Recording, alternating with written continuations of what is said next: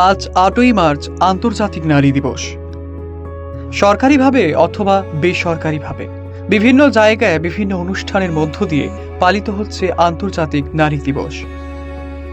কিন্তু সমাজে শ্রমজীবী মহিলাদের কাছে আজকের দিনটি আলাদা করে কোনো গুরুত্ব নেই। তাদের মধ্যে অনেকে জানেই না আজ নারী দিবস। নারী দিবস বলে আলাদা কোনো দিন আছে, এটাও জানেন না অনেক শ্রমজীবী মহিলা। হ্যাঁ, নারী দিবস মানে তো এই যে মহিলাদের একটা দিবস হয়, তো এটা আমাদের জন্য কই হবে? আমরা তো জমিতে না কাজ করলে আমাদের তো হয় না। না, কত কাজ করে পাবেন আজকের দিনে? আজকের দিনে যে সারাদিন খাটনি করতে লাগে, সারাদিনে আমরা কত পাই? 250 টাকা পাই।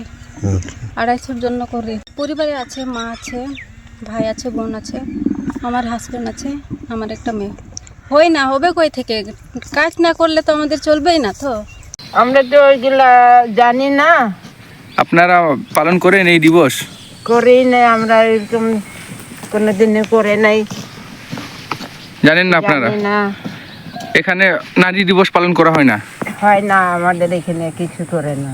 প্রতিদিনের ন্যায় আজও সকাল সকাল তারা বেরিয়ে পড়েছে কাজ করতে। আলিপুরদুয়ার জেলার বিভিন্ন প্রান্তে মাঠে ময়দানে দেখা গেল আজও প্রতিদিনের ন্যায় মহিলারা মাঠে কাজ করছে।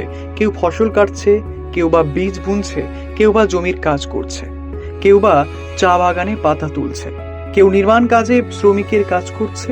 এই সমস্ত শ্রমজীবী মহিলাদের কাছে আজকের দিনটা আলাদা কোনো গুরুত্ব নেই, কেননা কাজ তাদেরই জীবন, এদের কাজ করেই খেতে হবে।